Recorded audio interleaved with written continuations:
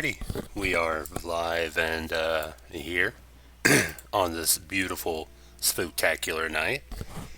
As you notice, I'm not in the video store set, which means we're not going to be watching cursed or lost or weird media. Trickster, thank you for joining us this evening. Tonight we're going to be doing something a little spoopy. That's right. I have a convolution of what I believe is some of my favorite art stylings and short stories told by Mort, which is a YouTube channel, which sometimes that's what I zone out to. I like to listen to short animated stories, mostly because I like animation and even the most simplistic forms of animation.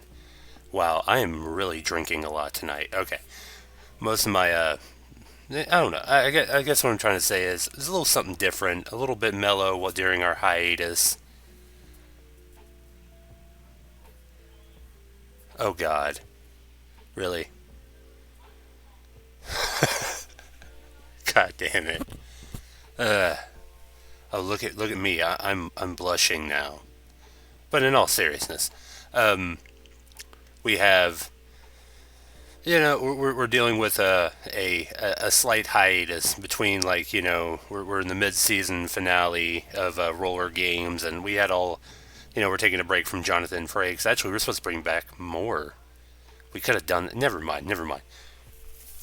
But long story short, there's a lot of production on other videos. If you haven't seen our most recent one, episode 1 of season 3, it is on YouTube, talking about the hit Pappyland, which is a children's program, and I don't know, something I enjoy, a little quick 12-minute long video essay.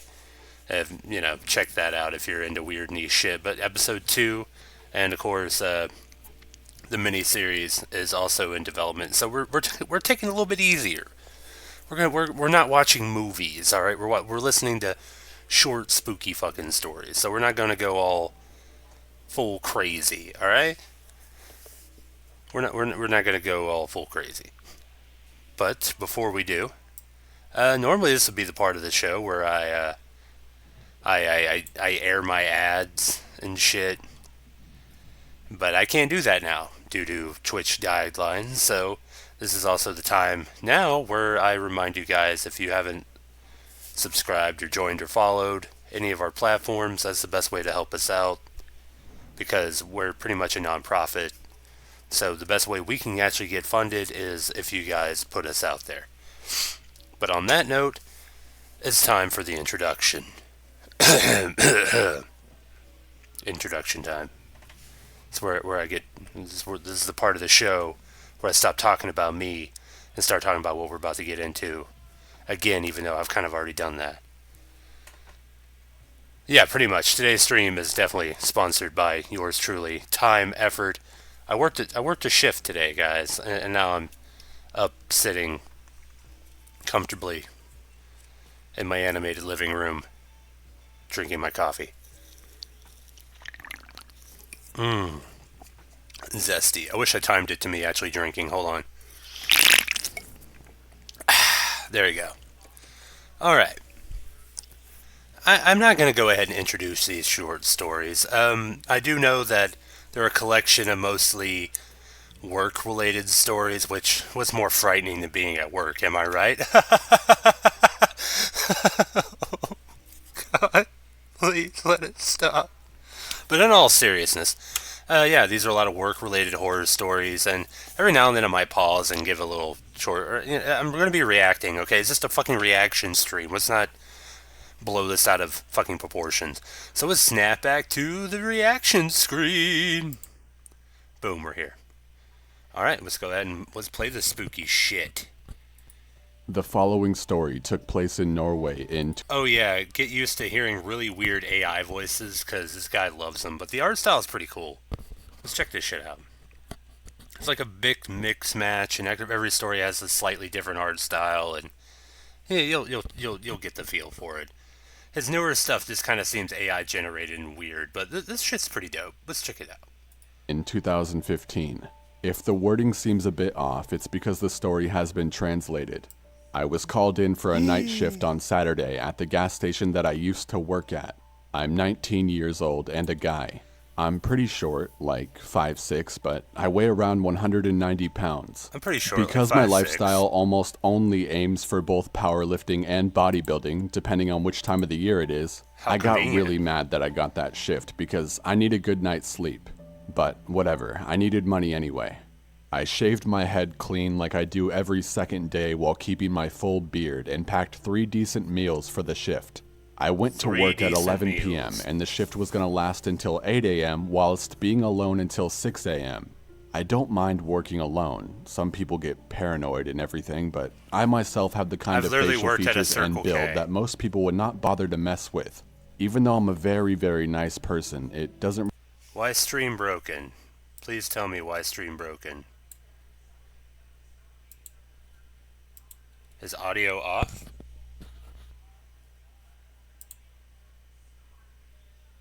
Did stream break? Hold on. Let's reset things just in case the trickster is not being tricky and actually being truthful, which I don't understand. Stream is no longer broke. Okay. I think I know what it was. I fixed. Okay.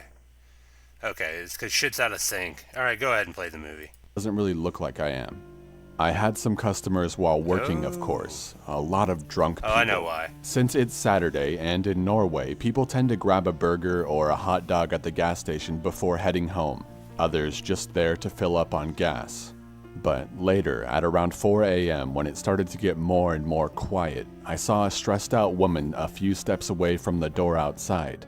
I couldn't exactly tell what she looked like from behind the cashier desk, but I could tell that she was stressed out, standing with her arms crossed together while turning her head to the sides and turning around every now and then. I was considering to go out and ask if she needs any help, but I brushed it off and was thinking she was probably... This reminds me of my own Circle K story involving a pregnant woman. Yes, I will go back to my other screen. Alright, this was approximately about, I want to say about 2017, 2018. I'm new to this town I moved to, that I'm currently in now. And my first job there was working at a Circle K. And I worked there a good while, and mostly doing the night shift because it was a 24-hour store. Well, this day was special because, well, lo and behold, it was my birthday. I started the shift. When I started the shift, it would have been the day before my birthday, and whenever it rolled over, then it would have become my birthday.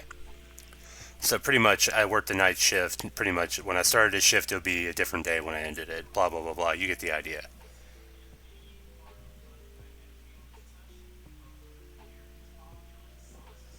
Oh yeah, every now and then we have slight delays with the chat. But on that particular shift, roughly about 3 o'clock in the AM, aka my birthday, a pregnant woman comes in and she says, "How much can $2 in gas get me? I gotta get to the hospital." And I'm like, I'm not gonna lie to you, that won't even get you a full gallon. You know, inflation, corruption, the man being greedy. Alright, but that's not the point of the story. I'm like, if you gotta get to the hospital, lady, don't worry about it. I'll throw some dead money down, and that way you can get to where she needs to be. He's like, "Thank you. I've been on E for over 30 minutes," which, by the way, that's fucking ridiculous, being on E for 30 minutes. And then she says, hey, not to scare you or anything, but can I use your bathroom? And I'm like, oh yeah, it's right over there. We had a unisex bathroom. I know, gross, but due to the fact that it was a unisex bathroom, we had to keep it ultra clean. So luckily, our bathroom was surprisingly clean. Well, not after this story. We go in there, or not even like 20 to 30 minutes go by after she's in the bathroom. Her car's done died, because she left it idling in the parking lot for some fucking reason. And she's in there, I literally watched her car die, and I was just on auxiliary. So I'm like, okay, she's been in there for a while, what the fuck's going on? Before I could even go knock on the door, here comes EMS, going through the door saying like, where's she? And I'm like, talking about the lady, she's in the bathroom. Dude, the bitch gave birth into my fucking bathroom. I didn't even know it. I had no fucking idea. It was so fucking quiet. And keep in mind, my store, you could hear a pin drop. I never once. Believe me, there was days when people used the bathroom, everybody can hear it in the whole place, but not even once did I hear a single noise. Apparently she gave birth, they wheeled her out, baby and all, right out through our double doors. We actually had to remove a segment of the door just so, like, because it didn't open in a certain way, so we actually had to, like, unlock and hinge just so we can get the gurney on out. And I'm like, okay, what the fuck? So what I did was, since the keys were still in the car and everything, I went ahead and pumped it out. I was nice enough to fill the tank. I said happy birthday, written on a piece of paper, taped it to the dashboard, parked the car into the parking lot into a safe zone with a full tank, and kept the keys behind the desk waiting for somebody to ask for them. With a note on the car saying, if you need the car, ask for the keys, along with, some type of proof to tell me what the story of what the hell's going on. Well, sure enough, well past daylight, and I'm about to clock out from my shift, somebody shows up. It's like, yo, I'm here for my wife's car. And I'm like, oh, here you go. Toss them the keys. Never saw them again. And that is my Circle K story. Now back to this one. Wow. Probably just waiting for someone. But then she looked inside and began to walk towards the entrance. She came inside, breathing in between normal and heavy, and she sat down. I greeted her with a smile, and I could tell immediately that she was a drug abuser, and that she was really stressed out. She was dressed with normal-looking clothes and looked like she was in her 20s. She kindly responded with, "Hey," with an obvious fake smile where you could tell that this person is sad behind the mask that they're putting on. She then came to the desk, asking if she could borrow my phone to call her boyfriend. She said that there were people following her and that they wanted her playing hurt the song or dead. in a heartbeat in the following background? conversation goes on like this. It's a copyright Are they song. looking for you? It's from the movie 28 right Days now? Later. Yes. Please let me borrow your phone. Sure thing, but wouldn't it be better if I called the cops for you? No, please. All I need is to borrow your phone for a quick call. Long story short, I told her to go sit down at a specific corner of the station where there was no glass wall so that people wouldn't be able to see her. She called her boyfriend 2 or 3 times, but nobody responded. She kindly asked me if she can log into Facebook with my phone, to see if maybe she could contact him there. I was kind of unsure about this, but I am by natural reasons very humble, maybe a little too much. Another thing was that I was standing right behind her, so there was no unacceptable things that she could do without me seeing it. So I said, "Alright, you can log into your Facebook." What's wrong I with told this her woman? to use the Google Chrome app to go on Facebook and not the Facebook app itself, since I hate spending time logging in and out of my account on my phone. Call me a lazy bastard, whatever. She logged in, and long story short, no response on there either. She thanked me a lot for the help and was about to walk out. I asked her if she was sure about me calling the cops or not, but she was 100% positive about me not doing it, which was weird, I thought. Okay, well, Why? be safe, People don't I like to told call her. cops. Later on into my shift, I turned my phone on only to find out that she forgot to log out from her Facebook on the Google Chrome app. Out of curiosity, I checked the messages, which Don't I look, believe man, every just other delete person it. would probably consider doing. Just The don't. most recent conversation was look, there's no obviously reason. her boyfriend, I thought. But there was nothing about come and pick me up or even the slightest thing that made me believe that this was her boyfriend. I checked the others below. Every fucking conversation I checked, which was about 6 or 7 of them, was either about drugs or money. Meth, coke, heroin, codeine, you name it. As humble as I am, I just felt bad for her, and I logged out without judging. 2 days later, I'm at the gym doing some deadlifts when I get a call from a number that is supposed not to be a registered in gym my background? contacts. I picked up. Hello, Alan speaking. Hello, who are you? Who am I? You called me and I've already said my name. Who are you? You called me 2 days ago in the middle of the night. No, I didn't. And then I remembered about the girl calling her boyfriend at the gas station 2 days ago. Oh wait, I remember. I don't know her name, but I assume you have a girlfriend? Then I went on to explain the situation. You may think, how the hell didn't I know her name when I had her Facebook logged into my Chrome app, but I simply True. didn't If you're bother gonna be to that remember creepy, it. you should know who He it then is. responded that he didn't have a girlfriend. Surprisingly, this didn't shock me at all. I could tell that she was full of shit when I saw the messages with my own eyes, but I pretended like this was something that came to me as a surprise. Oh, really? Well, that's what she told me, and I tried to help her out after that, which I've already explained to you. What do you know? What do you mean, what do you mean the video? Like, as in video, are you talking about the signal? Because everything should be running fine. Because I'm green lights go on everything. When you say video cutout, are you getting all black? A black screen? Huh.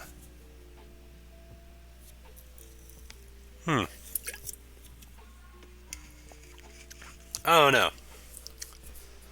Apparently the video is going black. Hello, the mud. It may be on your end. Alright. We're gonna, alright, we're gonna hop back into the video. We're gonna keep it monitored. Now we have a mod on the situation. We'll keep an eye and make sure the video stays tuned, and we'll finish the program. Of course, it could be the trickster, aka your internet may have gone oof. It happens. It happens. Alright, back to scariest stories from the internet. What do I know? Has she told you anything? If so, I need to know right now.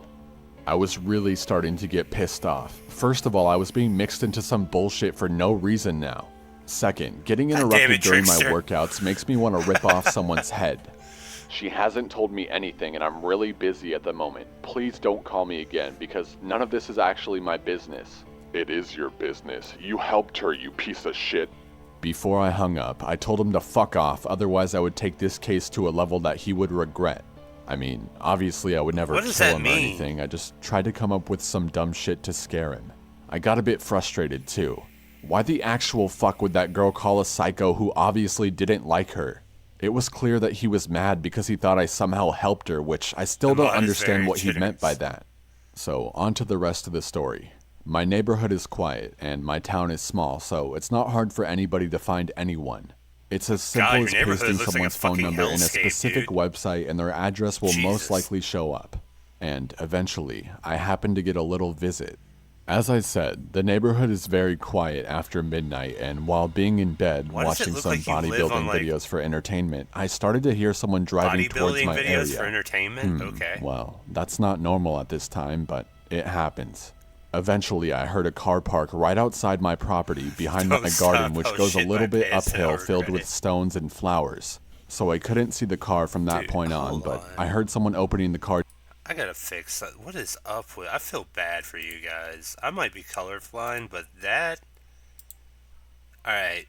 Boom. We're in Mcnasty vision now. We're not dealing with that shit. That shit was too fucking vibrant. Back to the normal view. Car door and locking it. What the fuck was going on? I opened my window quietly, just to be able to hear a little bit more. I could hear the man walk up the little uphill part of my garden, which made some sounds because of the stones. I won't lie, I was scared as shit. I couldn't see him either, because everything behind my garden is blocked from my point of view by tall cements for the garage. Like Christopher Robin's the garden uphill Jesus leads to the balcony where a big glass wall is, and that's where my little sister's room is. I went to the exit of my door and quietly walked out. I walked to the cement stairs at the side of my property, which leads me to the exact same spot as him. I could hear footsteps, and I quietly walked up the cement stairs. Then I caught a glimpse of the guy. Probably the guy I was speaking on the phone with. Keep in mind, I still don't know what the hell he wants from me and why the fuck that junkie woman called him in the first place at the gas station. I know nothing. My adrenaline was high, but got almost to its peak when he was right outside my little sister's glass wall. I was scared, but also really pissed off. Your little sister's No way glass he's wall? going in there or trying at window? all. At the top of the cement stairs, I walked quick but silent until I saw that he could hear someone walk behind him just a few feet away. Then, I ran as fast as I could and pushed him with all my anger, leading him to get smashed into the wall beside my sister's glass wall, before I proceeded to get over him and hold my palm over the side of his face, pushing it down while asking what the fuck he wants. My little sister woke up, screaming, which also woke my mother up. She ran out and asked what the hell was going on. Why my dad isn't home is another story, but anyways, my family's facial expression was filled up with fear, and I told my mom to call the cops. The man said nothing, just laying still with his left hand wrapped around my right wrist because of the pressure I was holding his face down with. He was literally resting for a few seconds before starting to resist like a horse again, but he ran out of energy fast. I would ease my palm off of his face so that he could get his head up a little bit, only to smash it down again with anger. Both he and I were breathing heavily. I stopped asking questions, and my mother was on the phone with the police, always reacting with fear when the man started to resist again, but I told her it was under control. It didn't take long before the cops showed up and arrested the guy. I told them the whole story about both the girl and the guy. They were both just regular fucking drug addicts and have both been in prison previously for it. I was scared as shit, and still to this day don't know why I had to be involved in this. Kids, beware Maybe of he was regular just fucking a drug paranoid addicts. psychopath. My lesson to you: never let some creepy stranger borrow your personal phone for situations like this. If it sounds dangerous, simply call the police to help them, and if they don't want you to, then just leave it. If you're at work, like I was, use the work phone.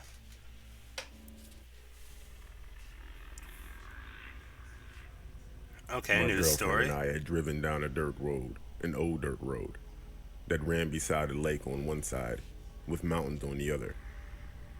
I'm not gonna be that guy, but the voice actor does not match the characters. I'm just gonna be real.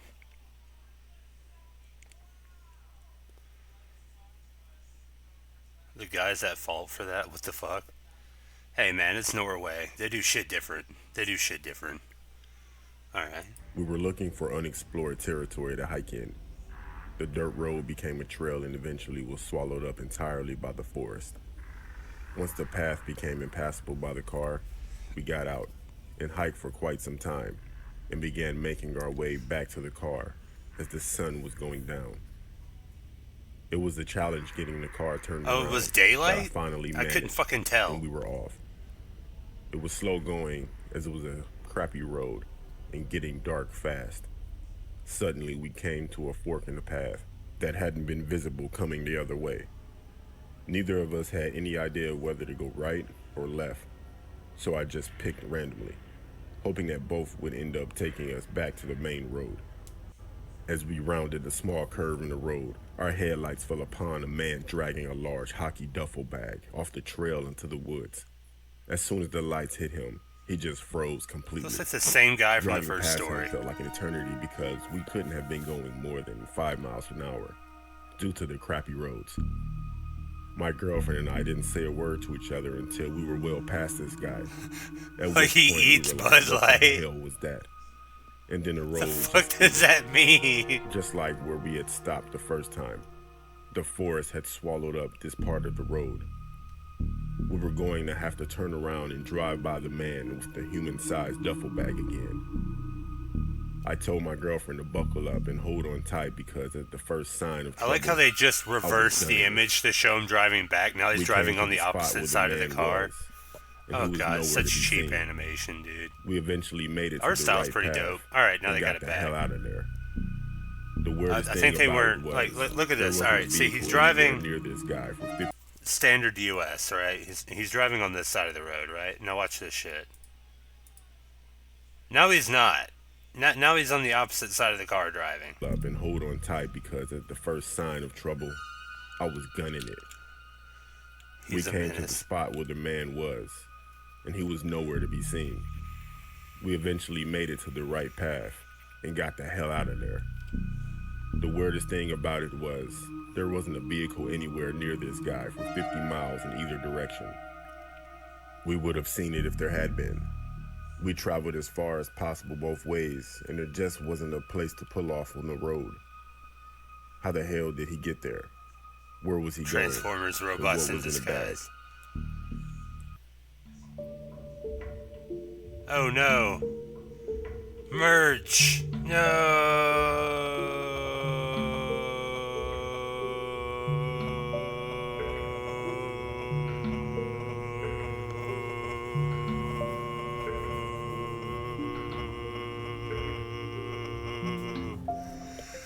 This I was story is trying to from do a it through the whole female's point of commercial. I view. tried. When I was in college, Applebee's. I worked in an Applebee's to make ends meet. I worked there from freshman year to senior year, so I had some regular customers. I had one that tipped me the most, and his name was Larry.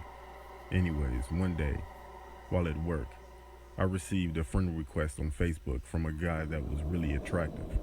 Pretty much. I checked his page out before I accepted it, and it seemed legit, and he was in my city.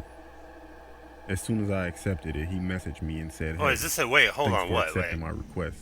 All right, we got a different art style, so that means it's a different story. Wait, what? What was that? The end of the bag story? We drove. We saw a man with a bag. We drove back. The weird thing about the bag thing was there was no cars for over 50 miles. Was that literally the whole fucking story? Oh God, I love attract. Don't we all? Unlike those grenades. You know, am I right, boys? Grenades. You know, the ones you throw back. Okay, on a real note, yeah, back to this ad that I couldn't. Dude, look at this bootleg ass shit. Okay, so, alright, I didn't know there a news story started because that one was just so fucking dumb. Well, alright. I mean, Alright. This Oh story is God. from a female's point of view. When I was in college, I worked in an Applebee's to make ends meet. I worked there from Applebee's! freshman year to senior year, so I had some regular customers. Oh, it's a female or female presenting attracted to males. They're just using a male narrator, which makes it very confusing. If they're not the amazing Randy, I don't want them. Oh God, you mean Electric Randy? I had one that tipped me the most, and his name was Larry. Anyways, one day, while at work, I received a friend request on Facebook from a guy that was really attractive. I checked his page out before I accepted it, and it seemed legit, Oh, look and he how was in my city. attractive he is. As soon as I Look at that accepted it, squiggly he line. messaged me and said, "Hey, thanks for accepting my request." That was usually code for creep when someone does that, but he was cute. I said no problem, and we continued to converse. Eventually, after a few days chatting, we decided to go on a date. I decided to meet at Ooh. Chili's on a Friday at 6 p.m. because I don't know this guy, and maybe he's crazy. I arrived at Maybe the a creep. restaurant before him, and I messaged him to let him know that our table was under my name, and he said okay. After about 20 minutes, I messaged him back, but he didn't reply until 20 minutes later telling me that he wasn't going to make it. What? I was pissed, but I ordered and ate my food. I left and I drove home. When I got to my apartment, I walked up the Dude, stairs this girl to get to boss my stayed apartment and ate her fucking food. I hear something behind me. I get to my door, turn to my left, and I see a man standing at the bottom of the stairs looking at me. I look closer and I see that Loser it's got stood. Larry, my customer at work. I frantically asked him, "What is he doing here?" And he told me it's okay. Always make sure you make it home safe. Then he said, "Sorry I couldn't make it to the date." I said, "What?" I tried What? unlocking my door, but I dropped my keys, and he started running up the What? stairs yelling, "It's not what you think." I grabbed the keys, unlocked the door, and ran inside, closing my door behind me. He started shit. banging on my door, telling me he was my best customer and he deserved me. I called the cops, and they caught him outside in my car, just sitting there calmly. After that, I deleted all of my social media and dating apps. Then I quit my job at Applebee's. Ever Yeah, since that that's why you incident, quit your job at I'm very Applebee's. paranoid of people's intentions, and I always carry a pistol.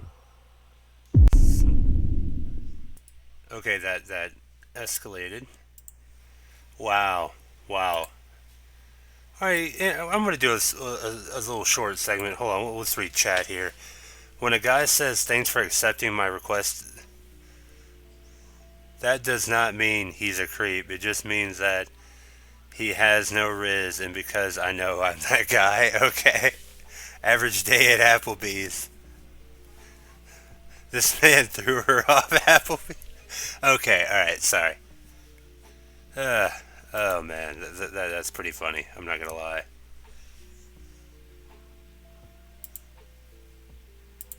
Alright, boom. I had to throw in some emotes, as you will. All right, some of these, like the first story, I don't believe that story for a Norwegian story.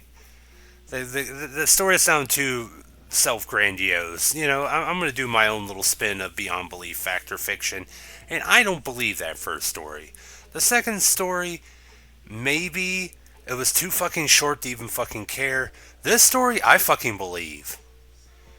I fucking believe this story. All right. First of all, nobody's going to openly admit they worked at Applebee's unless they actually worked at Applebee's. I'm just going to be real with you. Alright? Nobody's going to openly say they worked at Applebee's unless they actually have had to work at an Applebee's. You know what I mean? Like, nobody's going to openly admit that unless they have. And, yeah, no. Like, I've heard so many stories similar to this, and that was genuinely terrifying. That was our first spooky story. On that note, I'm going to shut the fuck up, and we're going to go into the next spooky story.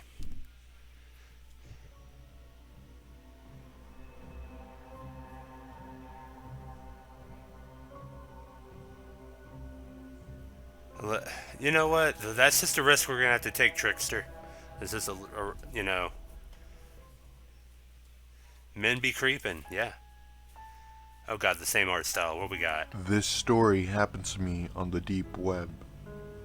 The deep web is basically the hidden internet that contains dark content, such as drugs, pedophiles, hitmen. Alright. A deep web story? Really? I tend to not believe these. I really don't. Because there was like, I stumbled upon the deep web. Like, it's something you can just like... It's not the Great Trench. You can't just fall into it. And torture. Like your None mother. of that really interests me. The only reason why I was on the deep web was to look for government secrets and stuff like leprosy. that. You what? You from After Florida? looking for links that had to do with that type of stuff, Oh yeah, the I art eventually style. got bored and decided to find other things on the deep web. I had a VPN on, so if I ever came across something illegal, I wouldn't get caught. Misinformation, VPN wouldn't have saved you from some of the things that are actually on the deep or dark or whatever web. I then came across a link that led me to a site. It was called the Devil's Chamber. It gave a description of the website. I've heard this story on Andrew Wang already, but I'm going to let it play. Basically, it was a snuff film, aka torture and murder films. There was a black video box with a play button. I was very curious and clicked on the play button. A black screen popped up with a timer and a live chat box with people waiting for something. The timer said 3 minutes till showtime. I got curious and typed in the chat what everyone was waiting for. They all said, a murder live stream. I didn't like this and I put my Dramatic cursor over music! to X. But as soon as I was gonna click out, text appeared on the black screen that said, it's showtime. I watched and waited to see what was going to happen. Why would you openly post Just that you then, participated a screen in appeared this? with a woman tied to a chair in a dimly lit room with a door. Then, someone with a mask appeared on screen as well. The person in the mask stared at the camera and said, it's time for pain. He then It's opened the spooky door dooky time. and closed it behind him. A few seconds later, he came out with a dog tied to a chain. It's The dog was barking apartment. like crazy in a really aggressive way. It was a pit bull, and I knew what was about to happen. The pit bull lunged at the woman, attacking her while still tied to the chair. She was screaming in sorry. pain as the dog was biting. Oh and god, pulling this her is so apart. bad. A few minutes later, she stopped screaming, and she was dead. The person in the mask then walked out of the room with the dog, leaving the woman whose flesh was literally torn apart. Okay. I closed out immediately and deleted the Why Tor did you browser. watch the full thing if you I were... will never, and I repeat, Oh, never he unleashed go back Cupcake. on the deep web again.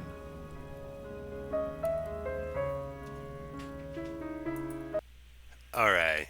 Alright. Okay. Alright. First of all, no. No. Bullshit story. Bullshit story. Mostly because I've heard this story before, but it wasn't a dog. It was just a normal torture sequence. So, yeah, this is a bullshit story. Sorry, not a good ghost story. Alright, what's the next ghost story from the internet? Can we stop playing dramatic music and just get to the fucking next story, please? I had 3 really good friends, and their names were Kevin, Ryan, and Tommy. Every summer our parents... Alright, quick recap. He has 3 really good friends. They're Kevin, forgot the other one, and Tommy. And every summer they do something. Let's find out what it is. take us on a vacation. We always stayed in a remote cabin in the forest of Minnesota. The cabin was located on a large island in the middle of Lake Vermilion. Familiar? Eventually, when That's we were Spanish old for enough, family. our parents let us go to the cabin on our own for the first time. When we got there, By the way, if y'all hear any dramatic meowing, that's because Pumpkin is in heat, and we haven't got her fixed yet, which that day is coming up so soon, thank God. And yeah, if anybody wants a kitten, we got them. We have beautiful black kittens. They're up for adoption, but the mom definitely needs to get fixed, because you'll be hearing her horny cries in the background, most likely, and my apologies for that. Back to the show. we parked the car on the gravel road beside the lake. Then we had to take a boat across the lake, Oh, God. about half a mile to reach the cabin. There were a few other cabins on the island, but I they like how were the all ship's at called least Look. half a mile away. The cabin was quite small and only had a kitchen, a bathroom, and 2 bedrooms. At night, it was pitch black. There were no street lights for miles, and the only light came from the moon. There were no curtains on the windows, so when you were sleeping at night, you could see the moon shining down on the trees and the lake outside. On the 3rd night of our trip, we set up a campfire by the edge of the lake. The moon was full and the pale white glow was shimmering across the lake. We were gazing up at the stars when all of a sudden we heard a splashing sound, as if Splash! something was moving about in the water. Ryan suddenly stood up and pointed, saying, "What the hell is that?" We all looked in the direction he was pointing, peering into the darkness. After a while, I couldn't make out what he was pointing at. I'll never forget the feeling of terror that came over me. The hair on the back of my neck stood up, and goosebumps appeared on my arms. I was paralyzed in fear. Out in the middle of the lake, there was a woman's head. It was just floating there on the surface of the water, staring directly at us. She had pale white skin and long black hair. Her hair was matted to her face. The rest of her was submerged or not even there. We tried to tell ourselves that it was just a loon. They are black and white birds that hunt at night, diving deep into the water. It didn't look like a loon, but that's what we tried to convince ourselves it was.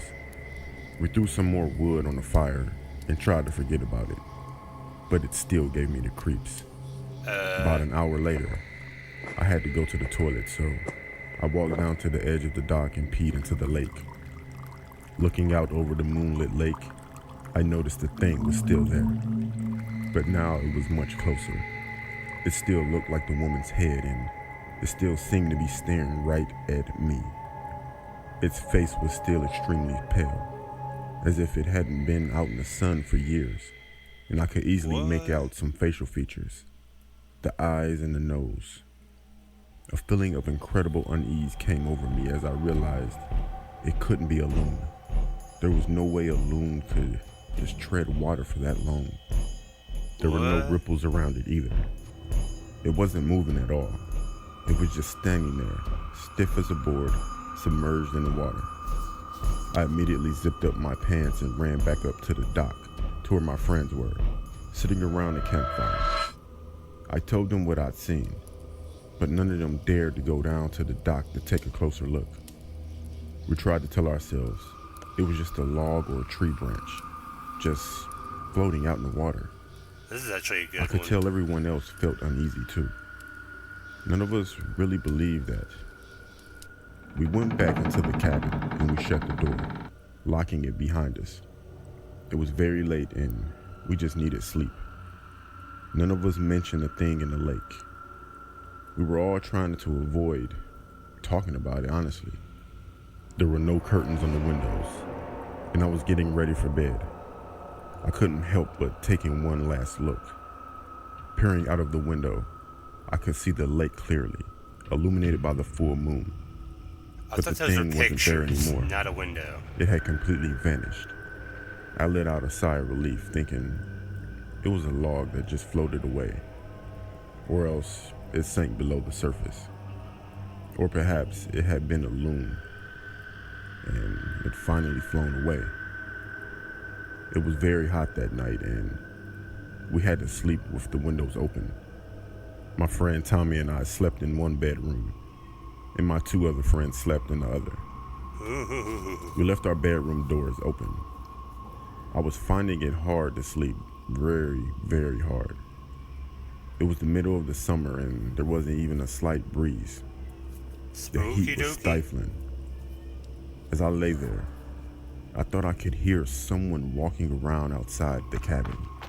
Why does I kept everybody my look like they eyes got tightly wraps shut. on their arms? I get it's supposed to be I tried like a to tell shading myself texture, it was but it just my looks kind of imagination. shit. It sounded like someone with bare, wet feet, pacing back and forth. I was trembling with fear, but I felt so weak I couldn't move. The footsteps, they sounded like they were walking up the steps to the cabin door. I wanted to shout out to my friends, but I was frozen in terror. Then the footsteps turned around and sounded like they were running down the steps and toward the lake. After a while, the footsteps faded away. I reached over and shook my friend Tommy. He was already awake and he claimed he had heard the footsteps as well.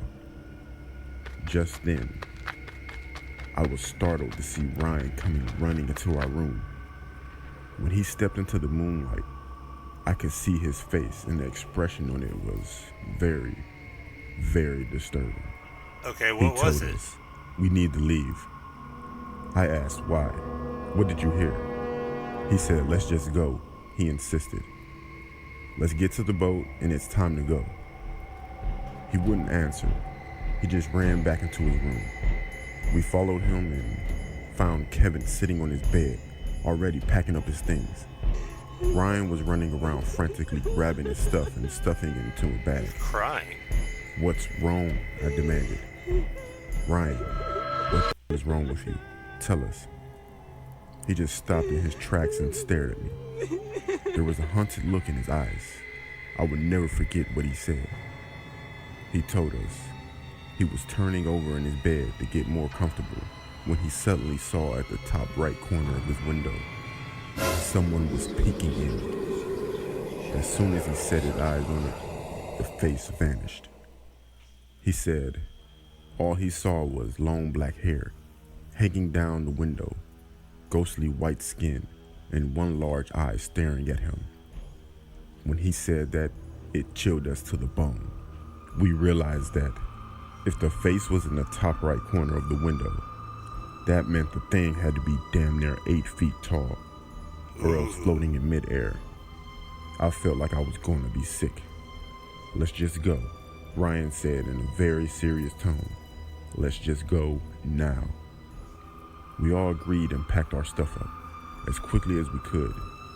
We grabbed our bags and ran out of the cabin, locking the door behind us. As we scrambled down the front steps, I glanced to the side and I saw footprints, bare, wet footprints, in the dirt all around the cabin. We ran down to the boat and threw our stuff in. We untied the boat from the dock and we sped off.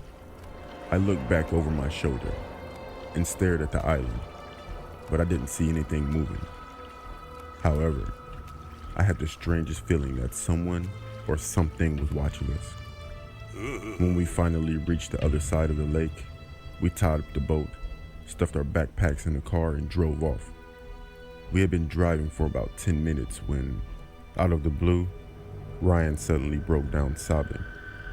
He kept saying over and over, "What was it, guys?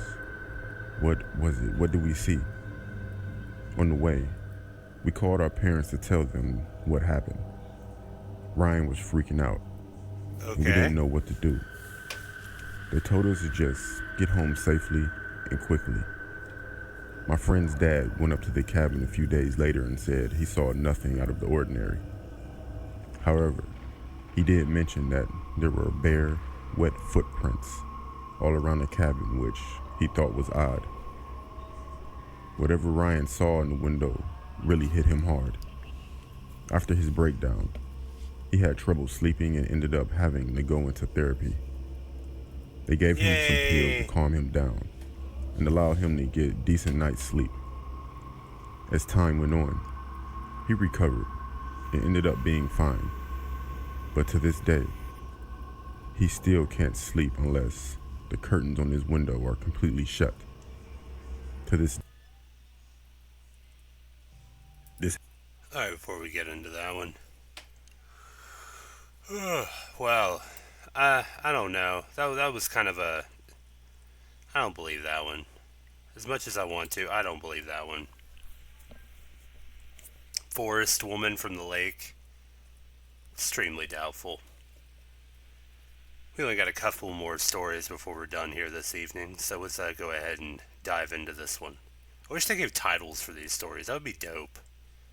This happened to me in the 1970s. To be exact, it was November 23rd, 1971. I was 20 years old at the time. 3 fingers and 1 thumb.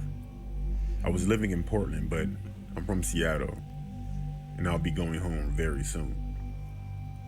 I had lost my job and was about to be evicted from my apartment because I couldn't pay the rent. I will be flying back home to stay with my parents until I could find a new job or somehow get the money for my apartment, which would be very unlikely. I had one night left in my apartment before leaving. I didn't feel like staying home, so I decided to go for a walk and have a drink in a bar. On my way to the bar, I stopped at a convenience store and purchased a lottery ticket. I walked down the street and entered a nearby bar, where I ordered myself a beer.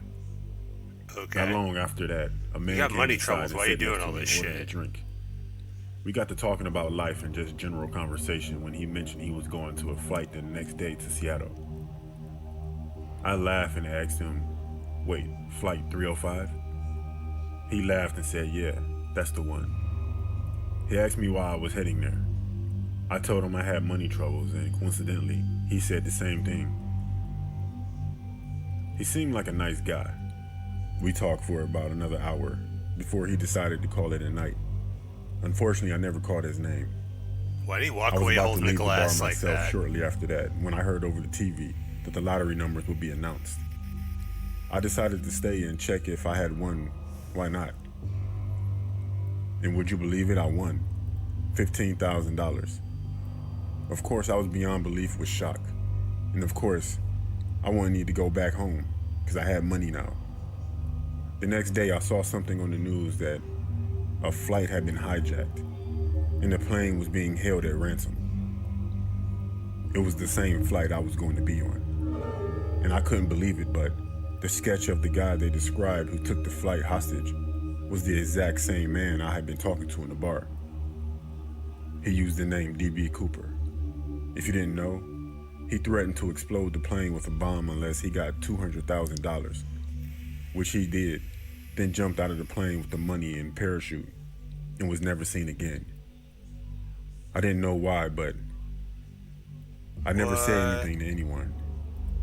Even if I could, it's not like I knew his real name. It was such a scary coincidence that the only thing that stopped me was the reason why I was in that predicament anyway. I needed money. And then I got some. It's strange how everything works out in life. When I was 7, What? No. You rolled your eyes hard as fuck. Yeah. Yeah. What? No. Also, why is this art style done in complete Tritonprobia? Because I'm not straining to see any of this, so it has to be in Tritonprobia. Oh, God.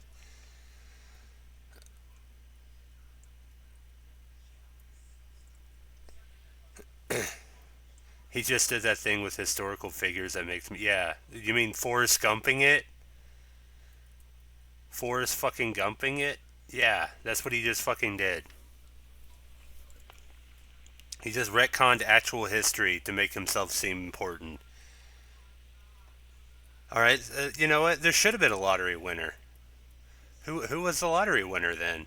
Like, who... I'm curious. I wonder if they did enough research to actually cover their ass that far back. I wonder if they did enough research. But I don't feel like doing that shit, so... By the way, I don't know if the aspect ratio can show it, but there's actually a guy standing right here. 17, I didn't have a driver's license. Most of the time I walk or hitchhike. There was this one night. There weren't that many cars on the road, and it was very cold. And this man pulled over. When the guy pulled over, I took a good look at the guy and figured I could take him if he tried anything. He was on the slender side and had a strange frailness about him, even though he looked healthy enough. I got into the car after we agreed on the destination. We exchanged names and I warmed my fingers up in front of the heating vent. He spoke quietly, asking Why do they a few only questions along the have... lines of, They're missing was I fingers, local? man. How Why did do I you like draw living people there? without the right amount of He fingers? said That's he only weird. been here for a few months, but found it beautiful and hoped he could find happiness there. That comment struck me as a little odd, but I brushed it off. It began to snow and the road quickly got slippery. So he slowed and he kept his eyes straight out the windshield, driving silently. I was okay with that, as small talk was never my forte. About 10 minutes later, I noticed the car near the intersection we were approaching seemed to be sliding, so I said, "Watch out." He immediately hit the gas, shooting through the intersection and burst out with, "Don't ever scream at me." Needless to say, I was taken aback. I said, "Look, this is close enough. Just pull over here and I can get there." He didn't seem to hear me. So I said, "Richard, did you hear me? I said you can pull over here and let me out." Oh But no no. response. And no response. He just stared straight ahead, driving faster now than he did when it started snowing. To say I was scared doesn't seem to cover the depth of the fear that began to rise in me. It looks like he's shitting I didn't himself. know if I should stay quiet or speak, but I was damn sure not going to yell after his outburst. After about a mile, he began to mumble under his breath. I couldn't quite make out what he was saying, but I assumed he was speaking to me. So I said, "What did you say? I couldn't hear you." He began to speak quietly and rapidly, saying things like, "You're always yelling at me. I've told you time and time again, do not yell at me. I don't appreciate it. No, you don't listen, you don't listen." And I was just sitting there looking at him. I was at a complete loss. I didn't know what to say in response or if I should say anything at all. I contemplated just jumping out of the car, I but would. nixed that idea when I realized the door lock was missing. There was just a silver-lined hole where it should have been. Oops. I started to cry and debate with myself about causing an accident by grabbing the wheel and hoping for the best. When Hey. he suddenly looked at me for the first time since I had gotten in the car. He blinked several times, rapidly, then slowed the car, pulling into a gas station. I waited to see if he unlocked the doors, not wanting to say anything to set him off again. After a minute or two, he quietly said, "I think I better let you out of here." And he hit the button to the door locks, and he opened the door. I wasn't about to hesitate, so I jumped out of the car as if I were on fire. That's I what was you do about when to you're on turn fire? and walk into the gas station when he called my name. He looked so damn sad and I hesitated. He apologized, said he was sorry if he had frightened me, that he never would have harmed me. And he asked if I'd be able to get home okay. I said I would and closed the door. He began to pull out of the gas station, but stopped suddenly. He just sat there for a couple of moments, What the fuck? his head down. I froze, wondering what the hell was up, and was about to run into the gas station, but he opened his window and yelled at me, waving something in his hand, my hat. I left it on his seat. I slowly approached the side of his car, and he handed it to me, apologizing again. I didn't know what else to say, so I just said, thanks. I watched as he drove off, making sure he was out of sight before moving on so he wouldn't know which direction I was heading. As I walked, I went to put my hat back on, and a piece of paper fell out of it. Folded into a paper was a $100 bill. The paper said, "I'm sorry. Please take a cab and don't hitchhike anymore tonight." I didn't. In fact, it was the last time I ever hitchhiked in my life. Will never, ever do that again.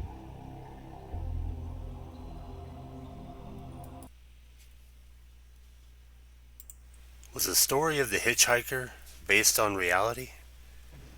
Or have we driven you down a road of lies? I don't know, man. This just seems like a really social interaction, so it could probably happen. Are they going to reveal whether or not these stories are true in the back? No. What if they were supposed to become... I don't know. We got one last spooky dookie story, and then we'll wrap it up. But, good news is, we have a... I'll let it up to you guys. I'll let up the viewers to vote tonight. Friday night. You have the choice between starting up the second half of roller games, or we can do a little Beyond Belief Fact or Fiction. Or we can do an original movie for bootleg cinema. I'm going to leave it up to you guys to vote, and we're going to get back to the final spooky story. It might be two, depending on the length of the spooky story, but either way, we're guaranteed to get one.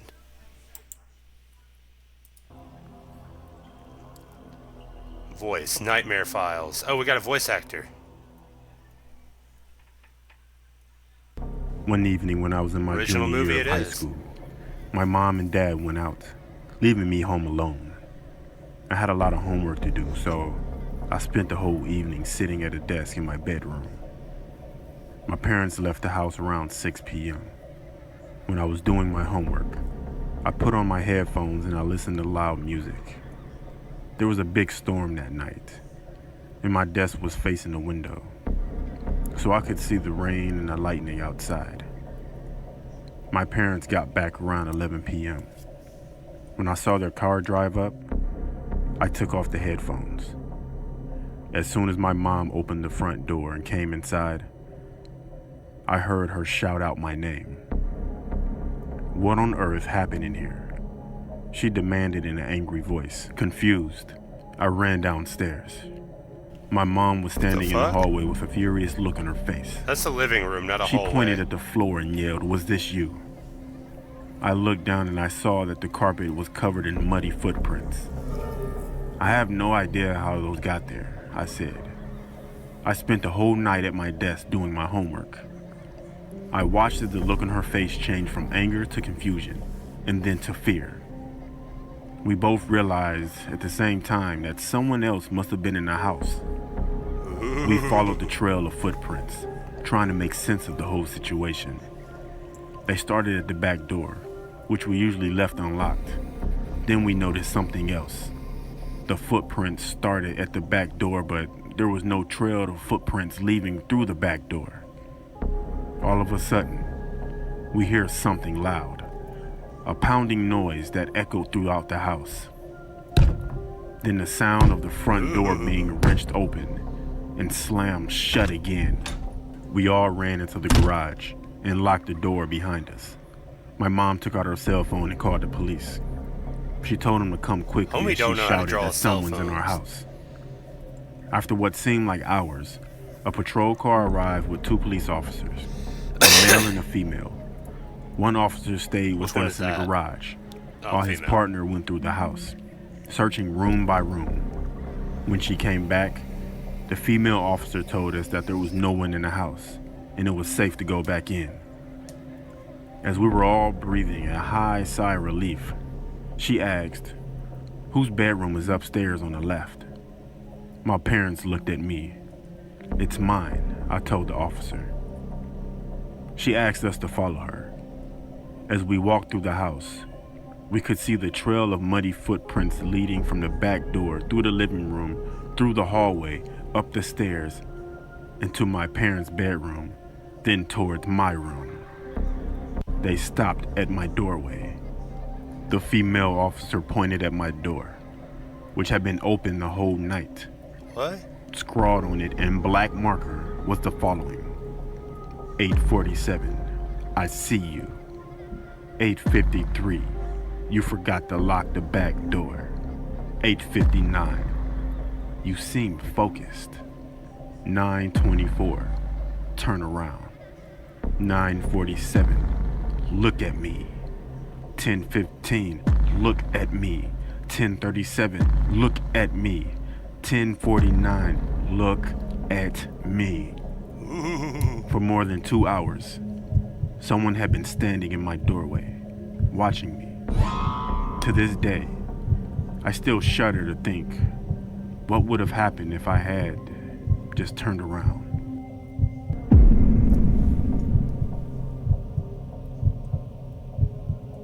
This story happened One more. We'll do one more, even though that was totally creepypasta bullshit. One more. One more. about 3 years ago. When I was 16, I had my first boyfriend, Ben, who just so happened to be my next door neighbor. For the first few months of dating, we were going fine, up until I had dinner at Ben's house one evening. His dad, Graham, gave me the creeps. From the first moment I ever met him, he was creepy to me. He shook my hand tightly and had a big grin on his face with his big bulging eyes. At the dinner, I swear Graham never took his eyes off of me at all. Every now and then, I would glance over to see if he was still staring at me, and of course Why did he he was. just troll face? From then on, I spent more time around Ben's house. We would watch movies in his room, play video games, or just study homework. Whenever I was at Ben's house, his dad would always be lingering around. Like he would always burst into the bedroom without knocking, asking things like, "How's everything?" or "I thought I heard you calling me." Basically an excuse to come in. It's like he wanted to catch us doing something, if you know what I mean. And whenever I would go to the bathroom, of course, he would try and come in, even though the door was locked. He would knock and say, "Oh, I didn't realize someone was in the bathroom." This creepy stuff went on for a while, maybe about 2 months, but there was this one incident that really scared me. Ben asked if I can go to the basement and grab a couple of pops. I went down there and looked around in the fridge to see what drinks they had. It's a big ass fridge. Then I heard the door close. It was the basement door. And then his dad came walking down the steps. He asked me what I was doing down there, and I told him I was just grabbing some pop for myself and Ben. I smiled and walked past him and headed up the stairs. I tried to open the basement door, but it was locked. His dad locked it behind him. I turned around and said, "Sir, could you help? The door is stuck." He didn't reply. I went back downstairs and I saw his dad with his top off, rolling a can of Sprite on his body, saying, "It's a hot day, isn't it?" I was extremely uncomfortable, and I asked once more, "Could you open the door because it seems to be stuck?" I didn't say lock because I didn't want him to know I was uncomfortable. I could hear him really close, breathing in through his nose. As soon as I got the key, I sped and walked up the stairs to open the basement door. I just left at that point, and I went home and cried in my bedroom. I never told anyone this story, and I Maybe you broke up with should. Ben shortly after this incident. Yeah, you should. We You lived should there have for told 2 more somebody. years after that, until we moved away. Every now and then, I would see his dad in his garden or something, and he would always give me that same creepy smile like he did in the basement. My name is Chris, and this story happened Alright. to me last year when I was traveling. We'll get into Chris's story another time, because our time is up. Spooky. I hope you enjoyed this little anthology of short stories from the internet. I'm not gonna lie, I did enjoy a couple of them, even though most of them were totally fucking cringe. Like, bad. But that was a little experimentation, watching some crude animation. And, I don't know, a little bit something different to wet your whistle. Wow. But don't worry, normal programming will resign, well, sooner than you think. We'll get back to, of course, according to your vote, chat, or at least whoever's left in chat, we will be watching an original movie, most likely Roller Gator the motion picture, or, I don't know, some other weird niche thing that will be fun. Of course, that'll be Friday night between 11:30 and midnight. So check that shit out. On that note, I am Dr. Mcnastee. Quick reminder, I forgot to also, before I do my sign off, quick reminder, we have a video on YouTube. If you haven't checked that shit out, please do. Give it a watch, give it a like, give it a gander. It's about one of my favorite shows, Pappyland. I will have to warn you, the audio levels are a little off. Once the first introduction's in, you can go ahead, you can turn it up, but I get the first introduction as loud as fuck. It was edited in at a different time. So that's the reason why the audio levels, and I didn't bother to actually resync them back. So that's the reason why it's a little weird. But check it out. It's actually educational. It's a little bit fun. If you guys are more into that, feel free. Also, we do have the mini documentary coming out that I am working on. It's just taking a while because, well, I have to do 2 jobs. When I'm not here, I'm also making pizza at another place. And it's hard. But on that note, like I was trying to do, my name's Dr. Mcnastee. You guys enjoy the rest of your evening. Get some rest and enjoy the spooky vibes. And try not to be too scared. Bye.